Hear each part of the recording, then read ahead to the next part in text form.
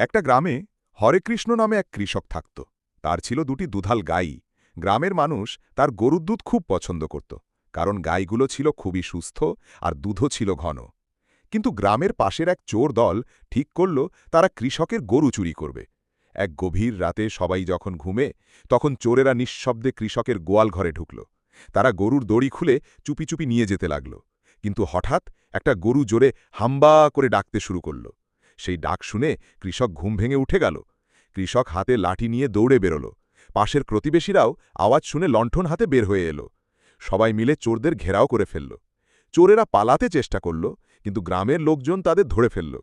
শেষে চোরদের গ্রামের মোড়লে নিয়ে যাওয়া হলো।